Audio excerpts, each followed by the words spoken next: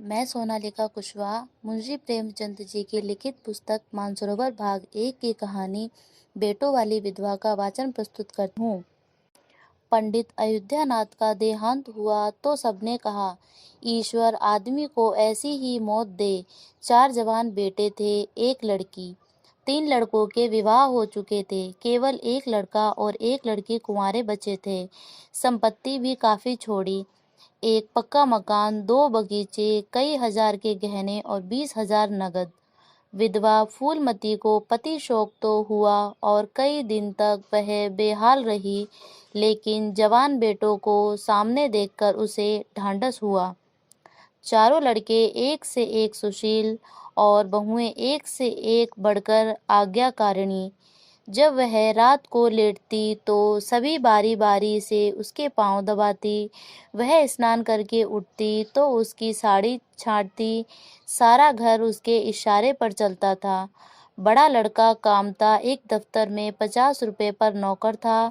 छोटा उमानाथ डॉक्टरी पास कर चुका था और कहीं औषधालय खोलने की फिक्र में था।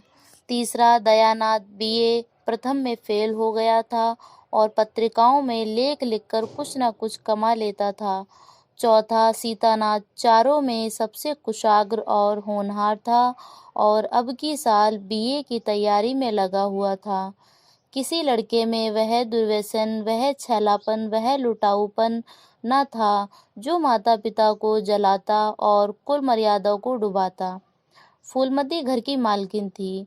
गोया की कुंजियां बड़ी बहू के पास रहती थी।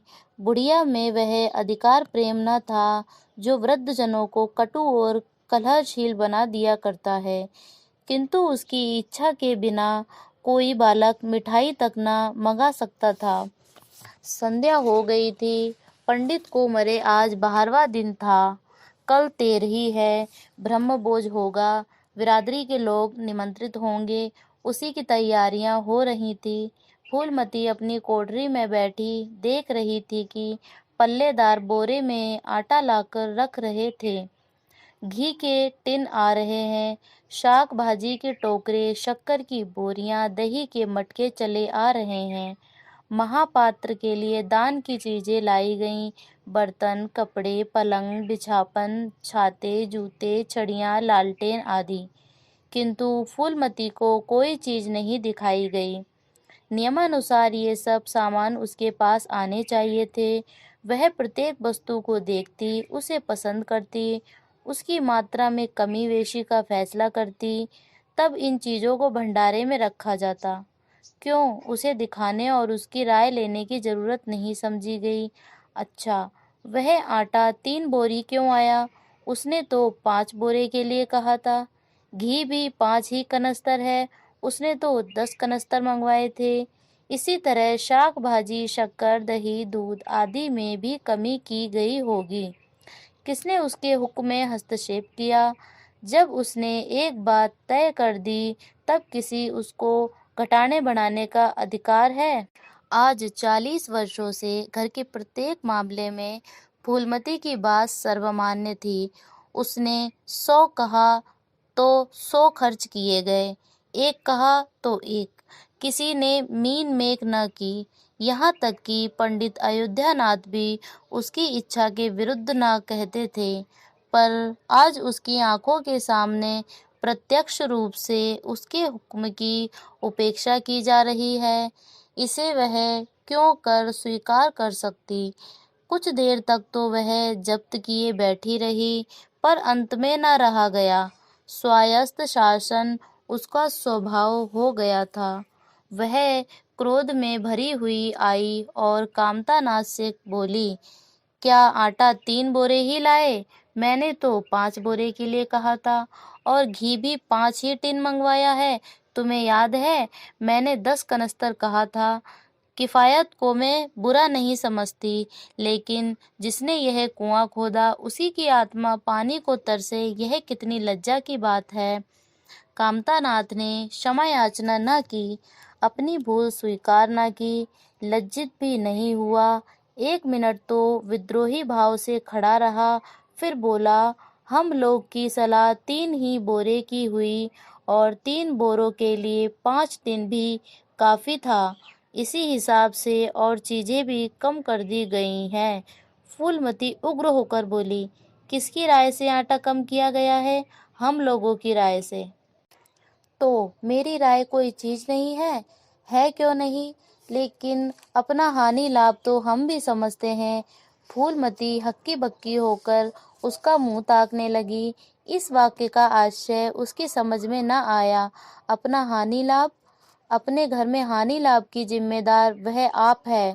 दूसरों को चाहे वे उसके पेट के जन्मे पुत्र ही क्यों ना हो, उसके कामों में हस्तक्षेप करने का क्या अधिकार? यह लौंडा तो इस ठिठाई से जवाब दे रहा है मानो घर उसी का है, उसी ने मर मर कर गृहस्थी जोड़ी है। मैं तो गैर हूँ, जरा हेकड़ी तो देखो। उसने तमतमाते हुए मुख से कहा, मेरे हानि लाभ के जिम्मेदार तुम नहीं हो। मुझे इख्तियार है, जो उचित समझूं वह करूं। अभी जाकर 2 बोरे आटा और 5 टीन घी और लाओ। आगे के लिए खबरदार, जो किसी ने मेरी बात काटी। अपने विचार से उसने काफी तंबीह कर दी थी। शायद इतनी कठोरता अनावश्यक थी। उसे अपनी उग्रता पर खेद हुआ। लड़के ही तो हैं, समझे होंगे कुछ किफायत करनी चाहिए। उनसे इसलिए ना पूछा होगा कि अम्मा तो खुद हर एक काम में किफायत किया करती है। अगर इन्हें मालूम होता कि इस काम में मैं किफायत पसंद ना करूंगी, तो कभी इन्हें मेरी उपेक्षा करने का साहस ना होता। यद्यपि कामतानाथ अब भी उसी जगह खड़ा था और उसकी भाव-भंगिमा से ऐसा ज्ञात होता था कि इस आज्ञा का पालन करने के लिए वह बहुत उत्सुक नहीं है। पर फूलमती निश्चिंत होकर अपनी कोठरी में चली गई। इतनी तंबीह पर भी किसी को उसकी अवज्ञा करने की सामर्थ्य हो सकती है, इसकी संभावना का ध्यान भी उसे न आया। पर ज्यों-ज्यों समय बीतने लगा, उस पर यह हकीकत खुलने लगी कि इस घर में अब उसकी वह हैसियत नहीं रही जो 10-12 दिन पहले थी। संबंधियों के यहाँ से नेवते में शक्कर, मिठाई, दही, अचार आदि आ रहे थे। बड़ी बहू इन वस्तुओं को स्वामिनी भाव से संभाल कर रख रही थी। कोई भी उससे पूछने नहीं आता। बिरादरी के लोग भी जो कुछ पूछते हैं कामतानाथ से या बड़ी बहू से। कामतानाथ कहाँ का बड़ा इंतजामकार है। रात दिन भंग पिए पड़ा रहता है, किसी तरह रो धोकर दफ्तर चला जाता है। उनमें भी महीने में 15 नांगों से कम नहीं होते। वह तो कहो साहब पंडित जी का लिहाज करता है, नहीं अब तक कभी का निकाल देता। और बड़ी बहू जैसी फूहड़ औरत भला इन बातों को क्या समझेगी। अपने कपड़े लत्ते तक तो जतन से रख नहीं सकती, चली है गृहस्थी चलाने। भद होगी और क्या। सब मिलकर कुल की नाक कटवाएंगे। वक्त पर कोई ना कोई चीज कम हो जाएगी। इन कामों के लिए बड़ा अनुभव चाहिए। कोई चीज तो इतनी ज्यादा बन जाएगी कि मारी मारी फिरेगी। कोई चीज इतनी कम बनेगी कि किसी पत्तल पर पहुंचेगी, किसी पर नहीं। आखिर इन सबों को हो क्या गया है? अच्छा, बहू तिजोरी क्यों खोल रही है? वह आज मेरी आज्ञा के बिना तिजोरी खोलने वाली कौन होती है? कुंजी उसके पास है अवश्य, लेकिन जब तक मैं रुपए ना निकलवाऊंगी तिजोरी नहीं खोलती। आज तो इस तरह खोल रही है मानो मैं ही हूँ ही नहीं। यह मुझसे ना बर्दाश्त होगा। वह झमककर उठी और बहू के पास जाकर कठोर स्वर में बोली, तिजोरी क्यों खोलती हो बहू? मैंने तो खोलने के लिए नहीं कहा। बड़ी बहू ने निसंकोच भाव से उत्तर दिया, बाजार से सामान आया है तो दाम न दिया जाएगा? कौन चीज किस भाव से आई है और कितनी आई है, यह मुझे कुछ नहीं मालूम। जब तक हिसाब किताब न हो जाए रुपए कैसे दिए जाएं? हिसाब किताब सब हो गया है। किसने कहा? अब मैं क्या जानूं किसने किया? जाकर मर्दों से पूछो। हुक्म मिला है रुपए लाकर दे दो। रुपए लिए जाती हूँ। फूलमती खून का घूंट पीकर रह गई। इस वक्त बिगड़ने का अवसर न था। घर में मेहमान स्त्री पुरुष भरे हुए थे। अगर इस वक्त उसने लड़कों को डांटा तो लोग यही कहेंगे कि इनके घर में पंडित जी के मरते ही फूट पड़ गई। दिल का पत्थर रखकर फिर अपनी कोठरी में चली गई। जब मेहमान विदा हो जाएंगे तब वह एक एक की खबर लेगी। तब देखेगी कौन उसके सामने आता है और क्या कहता है। इनकी सारी चौकड़ी भुला देंगी। किंतु कोठरी के एकांत में भी वह निश्चित न बैठी थी। सारी परिस्थिति को गिद्ध दृष्टि से देख रही थी। कहाँ सत्कार का कौन सा नियम भंग होता है, कहाँ मर्यादाओं की उपेक्षा की जाती है। भोज आरंभ हो गया। सारी बिरादरी एक साथ पंगतों में बिठा दी गई। आंगन में मुश्किल से 200 आदमी बैठ सकते हैं। ये 500 आदमी इतनी सी जगह में कैसे बैठ जाएंगे? क्या आदमी के ऊपर आदमी बैठाए जाएंगे? 2 पंगतों में लोग बिठाए जाते तो क्या बुराई हो जाती? यही तो होता कि 12 बजे की जगह भोज 2 बजे समाप्त होता। मगर यहाँ तो सबको सोने की जल्दी पड़ी हुई है। किसी तरह यह बला सिर से टले और चैन से सोएं। लोग कितने सटकर बैठे हुए हैं कि किसी को हिलने की भी जगह नहीं। पत्तल एक पर एक रखे हुए हैं। पूरियां ठंडी हो गईं। लोग गरम गरम मांग रहे हैं। मैदे की पूरियां ठंडी होकर चिमड़ी हो जाती हैं। इन्हें कौन खाएगा? रसोइये को कड़ाहों पर से न जाने क्यों उठा लिया गया। यही सब बातें नाक काटने की हैं। सहसा शोर मचा। तरकारियों में नमक नहीं। बड़ी जल्दी जल्दी नमक पीसने लगी। फूलमती क्रोध के मारे होंठ चबा रही थी, पर इस अवसर पर मुंह न खोल सकती थी।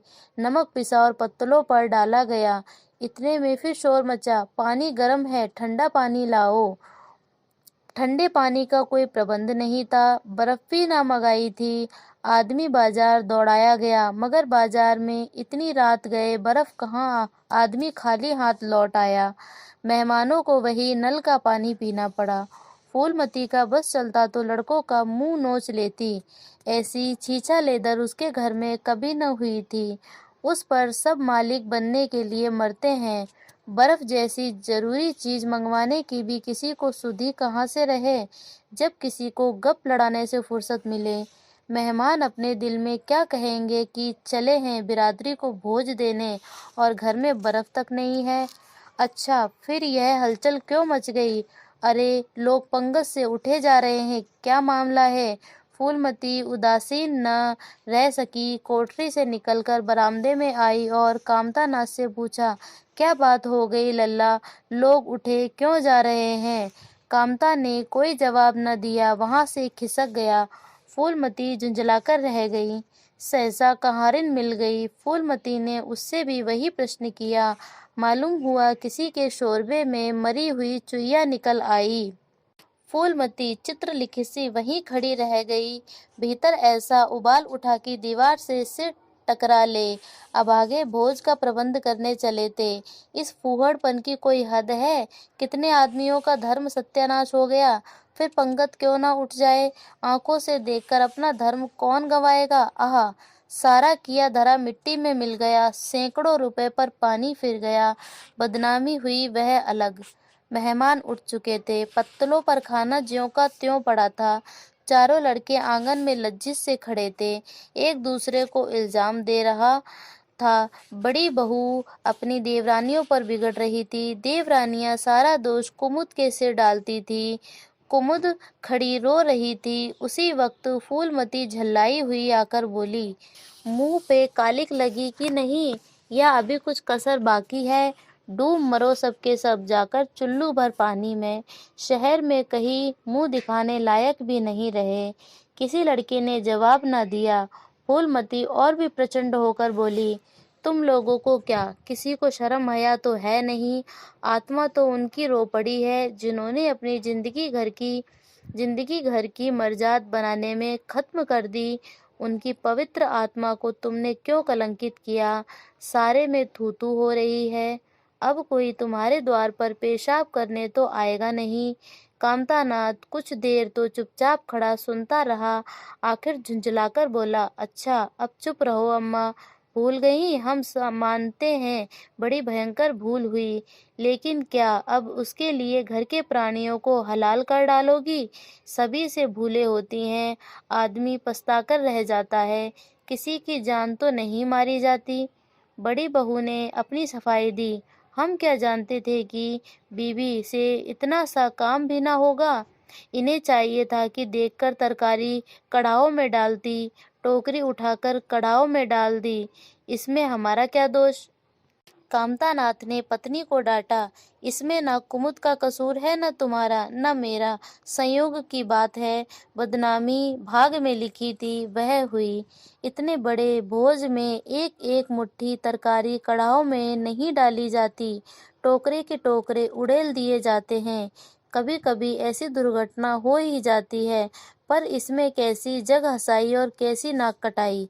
तुम खामोखा जले पर नमक छिड़कती हो। फूलमती ने दांत पीसकर कहा, शर्माते तो नहीं, उल्टे बेहयाई की बातें करते हो। कामता ने निसंकोच होकर कहा, शर्माऊं क्यों, किसी की चोरी की है? चीनी में चींटे और आटे में घुन यह नहीं देखे जाते। पहले हमारी निगाह न पड़ी, बस यही बात बिगड़ गई, नहीं चुपके से चुईया निकाल कर फेंक देते, किसी को खबर तक न होती। फूलमती ने चकित होकर कहा, क्या कहता है, मरी चुईया खिलाकर सबका धर्म बिगाड़ देता? कामता हंसकर बोला, क्या पुराने जमाने की बातें करती हो अम्मा, इन बातों से धर्म नहीं जाता। यह धर्मात्मा लोग जो पत्तल पर से उठ गए हैं, इनमें ऐसा कौन है जो भेड़ बकरी का मांस न खाता हो? तालाब के कछुए और घोंगे तक को किसी से बचते नहीं है, जरा सी चुईया में क्या रखा था। फूलमती को ऐसा प्रतीत हुआ कि अब प्रलय आने में बहुत देर नहीं है। जब पढ़े लिखे आदमियों के मन में ऐसे अधार्मिक भाव आने लगें, तो फिर धर्म की भगवान ही रक्षा करे। वह अपना मुंह लेकर चली गई।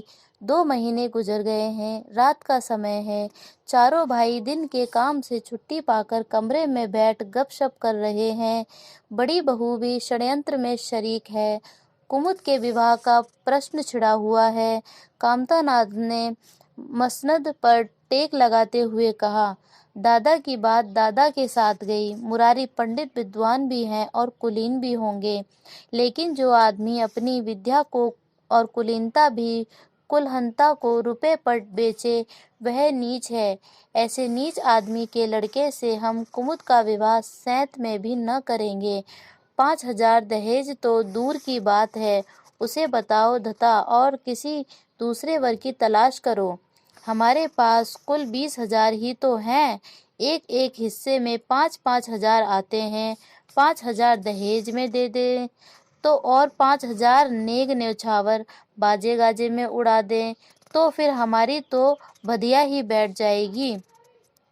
उमानाथ बोले, मुझे अपना औषधालय खोलने के लिए कम से कम 5,000 की जरूरत है। मैं अपने हिस्से में से 1 पाई भी नहीं दे सकता। फिर खुलते ही आमदनी तो होगी नहीं, कम से कम साल भर घर से खाना पड़ेगा। दयानाथ एक समाचार पत्र देख रहे थे, आंखों से ऐनक उतारते हुए बोले, मेरा विचार भी एक पत्र निकालने का है। प्रेस और पत्र में कम से कम 10,000 का कैपिटल चाहिए। 5,000 मेरे रहेंगे तो कोई ना कोई साझेदार 5,000 का मिल जाएगा। पत्रों में लेख लिखकर मेरा निर्वाह नहीं हो सकता। कामतानाथ ने सिर हिलाते हुए कहा, अजी राम भजो, सैंत में कोई लेख छापता नहीं, रुपए कौन दिए देता है? दयानाथ ने प्रतिवाद किया, नहीं, यह बात तो नहीं है।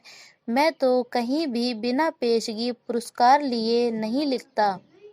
कामता ने जैसे अपने शब्द वापस लिए, तुम्हारी बात मैं नहीं कहता भाई, तुम तो थोड़ा बहुत मार लेते हो, लेकिन सबको तो नहीं मिलता। बड़ी बहू ने श्रद्धा से कहा, कन्या भाग्यवान हो तो दरिद्र घर में सुखी रह सकती है, अभागी हो तो राजा के घर में भी रोएगी। यह सब नसीबों का खेल है। कामतानाथ ने स्त्री की ओर प्रशंसा भाव से देखा। फिर इसी साल हमें सीता का विवाह भी करना है। सीतानाथ सबसे छोटा था। सिर झुकाए भाइयों की स्वार्थ भरी बातें सुन सुनकर कुछ कहने के लिए उतावला हो रहा था। अपना नाम सुनते ही बोला, मेरे विवाह की आप लोग चिंता ना करें। मैं जब तक किसी धंधे में न लग जाऊंगा, विवाह का नाम भी न लूंगा। और सच पूछिए तो मैं विवाह करना नहीं चाहता। देश को इस समय बालकों की जरूरत नहीं, काम करने वालों की जरूरत है। मेरे हिस्से के रुपए आप कुमुद के विवाह में खर्च कर दें। सारी बातें तय हो जाने के बाद यह उचित नहीं कि पंडित मुरारी लाल से संबंध तोड़ लिया जाए। उमा ने तीव्र स्वर में कहा, 10,000 कहाँ से आएंगे? सीता ने डरते हुए कहा, मैं तो अपने हिस्से के रुपए देने को कहता हूँ, और शेष मुरारी लाल से कहा जाए कि दहेज में कुछ कमी कर दे। वह अब इतने स्वार्थधारी नहीं है कि इस अवसर पर कुछ बल खाने को तैयार न हो जाएं। अगर वह 3,000 में संतुष्ट हो जाएं तो 5,000 में विवाह हो सकता है। उमा ने कामतानाथ से कहा, सुनते हैं भाई साहब इनकी बातें? दयानाथ बोल उठे, तो इसमें आप लोगों का क्या नुकसान है? यह अपने रुपए दे रहे हैं, खर्च कीजिए। मुरारी पंडित से हमारा कोई बैर नहीं है। मुझे तो इस बात की खुशी हो रही है, भला हम में कोई तो त्याग करने के योग्य है। इन्हें तत्काल रुपए की जरूरत नहीं है, सरकार से वजीफा पाते ही हैं, पास होने पर कहीं ना कहीं जगह मिल जाएगी। हम लोगों की हालत तो ऐसी नहीं। कामतानाथ ने दूरदर्शिता का परिचय दिया। नुकसान की एक ही कही, इसमें से एक को कष्ट हो तो क्या, और लोग बैठे देखेंगे। यह अभी लड़के हैं, इन्हें क्या मालूम समय पर 1 रुपया 1 लाख का काम करता है। कौन जानता है कल इन्हें विलायत जाकर पढ़ने के लिए सरकारी वजीफा मिल जाए या सिविल सर्विस में आ जाएं। उस वक्त सफ़र की तैयारियों में 4-5 हज़ार लग जाएंगे। तब किसके सामने हाथ फैलाए फिरेंगे। मैं यह नहीं चाहता कि दहेज के पीछे इनकी जिंदगी नष्ट हो जाए। इस तर्क ने सीतानाथ को भी तोड़ दिया। सकुचाता हुआ बोला, हाँ, यदि ऐसा हुआ तो बेशक मुझे रुपए की जरूरत होगी। क्यों, ऐसा होना असंभव है? असंभव तो मैं नहीं समझता, लेकिन कठिन अवश्य है। वजीफे उन्हें मिलते हैं जिनके पास सिफारिशें होती हैं। मुझे कौन पूछता है? कभी कभी सिफारिशें धरी रह जाती हैं और बिना सिफारिश वाले बाजी मार ले जाते हैं। तो आप जैसा उचित समझें। यहाँ तक मंजूर है कि विलायत ना जाऊं, पर कुमुद अच्छे घर जाए। कामतानाथ ने निष्ठा भाव से कहा, अच्छा, घर दहेज देने से नहीं मिलता भैया। जैसा तुम्हारी भाभी ने कहा, यह नसीबों का खेल है। मैं तो चाहता हूँ कि मुरारी लाल को जवाब दे दिया जाए और कोई ऐसा वर खोजा जाए जो थोड़े में राजी हो जाए। इस विवाह में मैं 1,000 से ज्यादा खर्च नहीं कर सकता। पंडित दीनदयाल कैसे हैं? उमा ने प्रसन्न होकर कहा, बहुत अच्छे, एमए बीए न सही, जजमानी से आमदनी अच्छी है। दयानाथ ने आपत्ति की, अम्मा से भी तो पूछ लेना चाहिए। कामतानाथ को इसकी कोई जरूरत न महसूस हुई। बोले, उनकी तो जैसे बुद्धि ही भ्रष्ट हो गई है। वही पुराने युग की बातें मुरारी लाल के नाम पर उधार खाए बैठी हैं। यह नहीं समझती कि वह जमाना नहीं रहा। उनको तो बस कुमुद मुरारी पंडित के घर जाए, चाहे हम लोग तबाह हो जाएं। उमा ने शंका उपस्थित की, अम्मा अपने सब गहने कुमुद को दे देगी, देख लीजिएगा। कामतानाथ का स्वार्थ नीति से विद्रोह न कर सका। बोले, गहनों पर उनका पूरा अधिकार है, यह उनका स्त्री धन है, जिसे चाहे दे सकती हैं। उमा ने कहा, स्त्री धन है तो क्या वह उसे लुटा देंगी? आखिर वह भी तो दादा की ही कमाई है। किसी की कमाई हो, स्त्री धन पर उनका अधिकार है। यह कानूनी गोरख धंधे हैं। 20,000 में तो 4 हिस्सेदार हों और 10,000 के गहने अम्मा के पास रह जाएं। देख लेना, इन्हीं के बल पर वह भी कुमुद का विवाह मुरारी पंडित के घर करेगी। उमानाथ इतनी बड़ी रकम को इतनी आसानी से नहीं छोड़ सकता। वह कपट नीति से कुशल है। कोई कौशल रचकर माता से सारे गहने ले लेता उस वक्त तक कुमुद के विवाह की चर्चा करके फूलमती को धड़काना उचित नहीं। कामतानाथ ने सिर हिलाकर कहा, भाई मैं इन चालों को पसंद नहीं करता। उमानाथ ने खिसियाकर कहा, गहने 10,000 से कम के ना होंगे। कामतानाथ ने अविचलित स्वर में कहा, कितने ही के हों, मैं अनीति में हाथ नहीं डालना चाहता। तो आप अलग बैठिए, हाँ बीच में भाजी न मारिएगा। और तुम सीता? मैं भी अलग रहूंगा। लेकिन जब दयानाथ से यही प्रश्न किया गया तो वह उमानाथ का सहयोग करने को तैयार हो गया। 10,000 में 2,500 तो उसके होंगे ही। इतनी बड़ी रकम के लिए यदि कुछ कौशल भी करना पड़े तो क्षम्य है। फूलमती रात को भोजन करके लेटी थी कि उमा और दया उसके पास जाकर बैठ गए। दोनों ऐसा मुंह बनाए हुए थे मानो कोई भारी विपत्ति आ पड़ी है। फूलमती ने संशक होकर पूछा, तुम दोनों घबराए हुए मालूम होते हो। उमा ने सिर खुजलाते हुए कहा, समाचार पत्रों में लेख लिखना बड़े जोखिम का काम है अम्मा। कितना ही बचकर लिखो, लेकिन कहीं ना कहीं पकड़ हो ही जाती है। दयानाथ ने एक लेख लिखा था, उस पर 5,000 की जमानत मांगी गई है। अगर कल तक जमानत न जमा की गई तो गिरफ्तार हो जाएंगे और 10 साल की सजा ठुक जाएगी। फूलमती ने सिर पीटकर कहा, तो ऐसी बातें क्यों लिखते हो बेटा? जानते नहीं हो आजकल हमारे अधीन आए हुए हैं, जमानत किसी तरह टल नहीं सकती। दयानाथ ने अपराधी भाव से उत्तर दिया, मैंने तो अम्मा ऐसी कोई बात नहीं लिखी थी, लेकिन किस्मत को क्या करूं। हाकिम जिला इतना कड़ा है कि जरा भी रियायत नहीं करता। मैंने जितनी दौड़ धूप हो सकती थी वह सब कर ली। तो तुमने कामता से रुपए का प्रबंध करने को नहीं कहा? उमा ने मुंह बनाया, उनका स्वभाव तो तुम जानती हो अम्मा, उन्हें रुपए प्राणों से प्यारे हैं। उन्हें चाहे काला पानी हो जाए वह एक पाई ना देंगे। दयानाथ ने समर्थन किया, मैंने तो उनसे इसका जिक्र ही नहीं किया। फूलमती ने चारपाई से उठते हुए कहा, चलो मैं कहती हूँ, देगा कैसे नहीं। रुपए इसी दिन के लिए होते हैं कि गाड़ कर रखने के लिए। उमानाथ ने माता को रोकर कहा, नहीं अम्मा, उनसे कुछ ना कहो। रुपए तो ना देंगे, घर में रहने भी ना देंगे, उल्टे और हाय हाय मचाएंगे।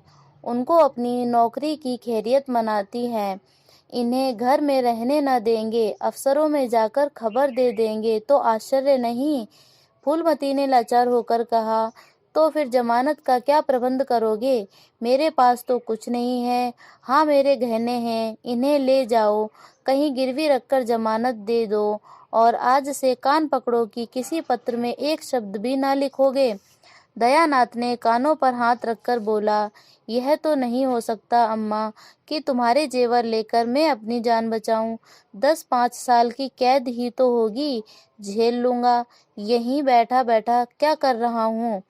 फूलमती छाती पीटते हुए बोली, कैसी बातें मुंह से निकालते हो बेटा। मेरे जीते जी तुम्हें कौन गिरफ्तार कर सकता है, उसका मुंह झुलस दूंगी। गहने इसी दिन के लिए हैं या और किसी दिन के लिए? जब तुम ही ना रहोगे तो गहने लेकर क्या आग में झोंकूंगी। उसने पिटारी लाकर उसके सामने रख दी। दया ने उमा की ओर जैसे फरियाद की आंखों से देखा और बोला, आपकी क्या राय है भाई साहब? इसी मारे में कहता था, अम्मा को बताने की जरूरत नहीं, जेल ही हो जाती या और कुछ। उमा ने जैसे सिफारिश करते हुए कहा, यह कैसे हो सकता था कि इतनी बड़ी वारदात हो जाती और अम्मा को खबर ना होती। मुझसे यह नहीं हो सकता था कि सुनकर पेट में डाल लेता। मगर अब करना क्या चाहिए? अब मैं खुद निर्णय नहीं कर सकता। ना तो यही अच्छा लगता है कि तुम जेल जाओ और ना यही अच्छा लगता है कि अम्मा के गहने रखे जाएं। फूलमती ने व्यथित कंठ से पूछा, क्या तुम समझते हो मुझे गहने तुमसे ज्यादा प्यारे हैं? मैं तो अपने प्राण तक न्यौछावर कर दूं तुम्हारे ऊपर। गहनों की विसात ही क्या है। दया ने दृढ़ता से कहा, अम्मा तुम्हारे गहने तो ना लूंगा, चाहे मुझ पर कुछ ही क्यों ना आ पड़े। जब आज तक तुम्हारी कुछ सेवा न कर सका तो किस मुँह से तुम्हारे गहने उठा ले जाऊं? मुझ जैसे कपूत को तो तुम्हारी कोख से जन्म ही न लेना चाहिए। सदा तुम्हारे कष्ट देता रहा, सदा तुम्हें कष्ट देता रहा। फूलमती ने भी उतनी दृढ़ता से कहा, तुम अगर यूं ना लोगे तो मैं खुद जाकर इन्हें गिरवी रख दूंगी और हाकिम जिला के पास जाकर जमानत कर आऊंगी। अगर इच्छा हो तो यह परीक्षा भी ले लो। आंखें बंद हो जाने के बाद क्या होगा भगवान जाने, लेकिन जब तक जीती हूँ कोई तुम्हारी ओर तिरछी आंखों से देख नहीं सकता। उमानाथ ने मानो माता पर एहसान रखकर कहा, अब तो हमारे लिए कोई रास्ता नहीं रहा। दयानाथ, क्या हर्ज है, ले लो, मगर याद रखो ज्यों ही हाथ में रुपए आ जाएं गहने छुड़ा पड़ेंगे। सच कहते हैं मातृत्व दीर्घ तपस्या है। माता के सिवाय इतना स्नेह और कौन कर सकता है। हम बड़े अभागे हैं कि माता के प्रति जितनी श्रद्धा रखनी चाहिए उसका शतांश नहीं रखते। दोनों ने जैसे बड़े धर्म संकट में पड़कर गहनों की पिटारी संभाली और चलते बने। माता वात्सल्य भरी आंखों से उनकी ओर देख रही थी और उसकी संपूर्ण आत्मा का आशीर्वाद जैसे उन्हें अपनी गोद में समेट लेने के लिए व्याकुल हो रहा था। आज कई महीनों के बाद उनके भग्न मात्र हृदय को अपना सर्वस्व अर्पण करके जैसे आनंद की विभूति मिली। उसकी स्वामिनी कल्पना इसी त्याग के लिए, इसी आत्मसमर्पण के लिए जैसे कोई मार्ग ढूंढती रही थी। अधिकार या लोभ या ममता की वहां गंध तक न थी। त्याग की ही उसका अधिकार है। आज अपना खोया हुआ अधिकार पाकर अपनी सिरजी हुई प्रतिमा पर अपने प्राणों की भेंट करके वह निहाल हो गई। 3 महीने और गुजर गए। माँ के कहने पर हाथ साफ करके चारों भाई उसकी दिलजोई करने लगे थे। अपनी स्त्रियों को भी समझाते रहते थे कि उसका दिल न दुखाए। अगर थोड़े शिष्टाचार से उसकी आत्मा को शांति मिलती है तो इसमें क्या हानि है।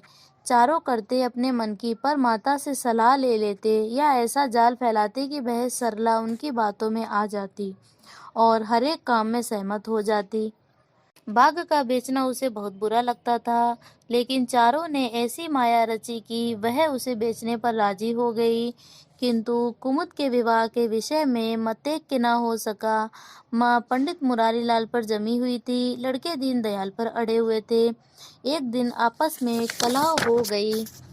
फूलमती ने कहा, माँ बाप की कमाई में बेटी का हिस्सा भी है। तुम्हें 16,000 का बाग मिला, 25,000 का एक मकान, 20,000 नगद हैं। क्या 5,000 भी कुमुद का हिस्सा नहीं है? कामता ने नम्रता से कहा, अम्मा, कुमुद आपकी लड़की है तो हमारी बहन है। आप 2-4 साल में प्रस्थान कर जाएंगी, पर हमारा और उसका बहुत दिनों तक संबंध रहेगा। तब यथाशक्ति कोई ऐसी बात न करेंगे जिससे उसका अमंगल हो। लेकिन हिस्से की बात कहती हो तो कुमुद का हिस्सा कुछ नहीं। दादा जीवित थे तब और बात थी, वह उसके विवाह में जितना चाहते खर्च करते, कोई उनका हाथ न पकड़ सकता था। लेकिन अब तो हमें एक एक पैसे की किफ़ायत करनी पड़ेगी। जो काम 1,000 में हो जाए उसके लिए 5,000 खर्च करना कहाँ की बुद्धिमानी है। उमानाथ ने सुधारा, 5,000 क्यों, 10,000 कहिए। कामता ने भंवे सिकोड़कर कहा, नहीं, मैं 5,000 ही कहूँगा। एक विवाह में 5,000 खर्च करने की हैसियत नहीं है। फूलमती ने जिद पकड़कर कहा, विवाह तो मुरारीलाल के पुत्र से ही होगा, चाहे 5,000 खर्च हो चाहे 10,000। मेरे पति की कमाई है, मैंने मर मर कर जोड़ा, अपनी इच्छा से खर्च करूंगी। तुम्ही ने मेरी कोख से जन्म नहीं लिया है, कुमुद भी उसी कोख से आई है। मेरी आंखों में तुम सब बराबर हो। मैं किसी से कुछ मांगती नहीं। तुम बेटे तमाशा देखो, मैं सब कुछ कर लूंगी। 20,000 कुमुद का है। कामता नाथ को अब कड़वे सत्य की शरण लेने के सिवा और कोई मार्ग न रहा। बोला, अम्मा, तुम बरबस बात बढ़ाती हो। जिन रुपयों को तुम अपना समझती हो वह तुम्हारे नहीं हमारे हैं। तुम हमारी अनुमति के बिना उसमें से कुछ नहीं खर्च कर सकती। फूलमती को जैसे सांप ने डस लिया। क्या कहा? फिर तो कहना मैं अपने ही सचे रुपए अपनी इच्छा से खर्च नहीं कर सकती। वह रुपए तुम्हारे नहीं रहे, हमारे हो गए। तुम्हारे होंगे लेकिन मेरे मरने के पीछे। नहीं, दादा के मरते ही हमारे हो गए। उमानाथ ने बेहयाई से कहा, अम्मा, कानून कायदा तो नहीं जानती, नाहक उलझती हैं। फूलमती क्रोध विहल होकर बोली, भाड़ में जाए तुम्हारा कानून। मैं ऐसे कानून को नहीं जानती। तुम्हारे दादा ऐसे बड़े धन्ना सेठ न थे। मैंने ही पेट और तन काटकर यह गृहस्थी जोड़ी है। नहीं, आज बैठने को छां न मिलती। मेरे जीते जी तुम मेरे रुपए नहीं छू सकते। मैंने 3 भाइयों के विवाह में 10-10 हजार खर्च किए हैं। वही मैं कुमुद के विवाह में भी खर्च करूंगी। कामतानाथ भी गरम पड़ा। आपको कुछ भी खर्च करने का अधिकार नहीं है। उमानाथ ने बड़े भाई को डांटा। आप खामोखा अम्मा के मुंह लगते हैं। भाई साहब, मुरारी लाल को पत्र लिख दीजिए कि तुम्हारे यहाँ कुमुद का विवाह ना होगा। बस छुट्टी हुई। यह कायदा कानून तो जानती नहीं, व्यर्थ ही बहस करती हैं। फूलमती ने संयमित स्वर में कहा, अच्छा क्या कानून है, जरा मैं भी सुनूं। उमा ने निर्या भाव से कहा, कानून यही है कि बाप के मरने के बाद जायदाद बेटों की हो जाती है। माँ का हक केवल रोटी कपड़े का है। फूलमती ने तड़प कर पूछा, किसने यह कानून बनाया है? उमा ने शांत स्थिर स्वर में बोला, हमारे ऋषियों ने, महाराज मनु ने, और किसने? फूलमती एक क्षण अवाक रहकर आहत कंठ से बोली, तो इस घर में मैं तुम्हारे टुकड़ों पर पड़ी हुई हूँ। उमानाथ ने न्यायाधीश की निर्ममता से कहा, तुम जैसे समझो। फूलमती की संपूर्ण आत्मा मानो इस वज्रपात से चित्कार करने लगी। उसके मुख से जलती हुई चिंगारियों की भांति ये शब्द निकल पड़े, मैंने घर बनवाया, मैंने संपत्ति जोड़ी, मैंने तुम्हें जन्म दिया, पाला, और आज मैं इस घर में गैर हूँ। मनु का यही कानून है और तुम अपनी कानून पर चलना चाहते हो। अच्छी बात है, अपना घर द्वार लो। मुझे तुम्हारी आश्रिता बनकर रहना स्वीकार नहीं। इससे कहीं अच्छा है कि मैं मर जाऊं। वाह रे अंधेर, मैंने पेड़ लगाया और मैं ही उसकी छांव में खड़ी नहीं हो सकती। अगर यही कानून है तो इसमें आग लग जाए। चारों युवकों पर माता के इस क्रोध और आतंक का कोई असर न हुआ। कानून का फौलादी कवच रक्षा कर रहा था। इन कांटों का उन पर क्या असर हो सकता था? जरा देर में फूलमती उठकर चली गई। आज जीवन में पहली बार उसका वात्सल्य भग्न मातृत्व अभिशाप बनकर उसे धिक्कारने लगा। जिस मातृत्व को उसने जीवन की विभूति समझा था, जिसके चरणों पर वह सदैव अपनी समस्त अभिलाषाओं और कामनाओं को अर्पित करके अपने को धन्य मानती थी, वही मातृत्व आज उसे अग्निकुंड सा जान पड़ा, जिसमें उसका जीवन जलकर भस्म हो रहा था। संध्या हो गई थी। द्वार पर नीम का वृक्ष सिर झुकाए निस्तब्ध खड़ा था, मानो संसार की गति पर शुद्ध हो रहा हो।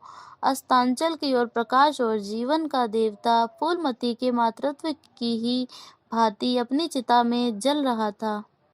फूलमती अपने कमरे में जाकर लेटी तो उसे मालूम हुआ उसकी कमर टूट गई है। पति के मरते ही लड़के उसके शत्रु हो जाएंगे, उसको स्वप्न में भी मालूम न था। जिन लड़कों को उसने हृदय रक्त पिला पिला कर पाला, वही आज उसके हृदय पर यों आघात कर रहे हैं। अब वह घर उसे कांटों की सेज लग रहा था। जहाँ उसकी कुछ कद्र नहीं, कुछ गिनती नहीं, वहाँ अनाथों की भांति पड़ी रोटियां खाए, यह उसकी अभिमानी प्रकृति के लिए असह्य था। पर उपाय ही क्या था? वह लड़कों से अलग होकर रहे भी तो नाक किसकी कटेगी? संसार उसे थूके तो क्या और लड़कों को थूके तो क्या, बदनामी तो उसी की है। दुनिया यही तो कहेगी कि 4 जवान बेटों के होते बुढ़िया अलग पड़ी हुई मजूरी करके पेट पाल रही है। जिन्हें उसने हमेशा नीच समझा, वही उस पर हंसेंगे। नहीं, वह अपमान इस अनादर से कहीं ज्यादा हृदय विदारक था। अब अपना और घर का पर्दा ढका रखने में ही कुशल है। हाँ, अब उसे अपने बेटों की बातें और लातें गैरों की बातों और लातों की अपेक्षा फिर भी गनीमत हैं। वह बड़ी देर तक मुंह ढांपे अपनी दशा पर रोती रही। सारी रात इसी आत्मवेदना में कट गई। शरद का प्रभात डरता डरता उषा की गोद में निकला, जैसे कोई कैदी छिपकर जेल से भाग आया हो। फूलमती अपने नियम के विरुद्ध आज तड़के ही उठी। रात भर में उसका मानसिक परिवर्तन हो चुका था। सारा घर सो रहा था और वह आंगन में झाड़ू लगा रही थी। रात की ओस में भीगी हुई पक्की जमीन नंगे पैरों से कांटों की तरह चुभ रही थी। पंडित जी उसे कभी इतने सवेरे उठने न देते थे। शीत उसके लिए बहुत हानिकारक थी। पर अब वह दिन नहीं, प्रकृति को भी समय के साथ बदल देने का प्रयत्न कर रही थी। झाड़ू से फुर्सत पाकर उसने आग जलाई और चावल दाल की कंकड़ियाँ चुनने लगी। कुछ देर में लड़के जाके बहुएं उठीं। सभी ने बुढ़िया को सर्दी से सिकुड़े हुए काम करते देखा, पर किसी ने यह न कहा कि अम्मा क्यों हलकान होती हो। शायद सब के सब बुढ़िया के इस मान मर्दन पर प्रसन्न थे। आज से फूलमती का यही नियम हो गया कि जी तोड़कर घर का काम करना और अंतरंग नीति से अलग रहना। उसके मुख पर जो एक आत्मगौरव झलकता रहता था, उसकी जगह अब गहरी वेदना छाई हुई नजर आती थी। जहाँ बिजली जलती थी, वहाँ अब तेल का दिया टिमटिमा रहा था, जिसे बुझा देने के लिए हवा का एक हल्का सा झोंका काफी है। मुरारी लाल को इनकारी पत्र मुरारीलाल को इनकारी पत्र लिखने की बात पक्की हो चुकी थी। दूसरे दिन पत्र लिख दिया गया। दीनदयाल से कुमुद का विवाह निश्चित हो गया। दीनदयाल की उम्र 40 के कुछ अधिक थी। मर्यादा में भी कुछ हैटे थे, पर रोटी दाल से खुश थे। बिना किसी ठहराव के विवाह करने पर राजी हो गए। तिथि नियत हुई, बारात आई, विवाह हुआ और कुमुद विदा कर दी गई। फूलमती के दिल पर क्या गुजर रही थी, इसे कौन जान सकता है, पर चारों भाई बहुत प्रसन्न थे, मानो उनके हृदय का कांटा निकल गया हो।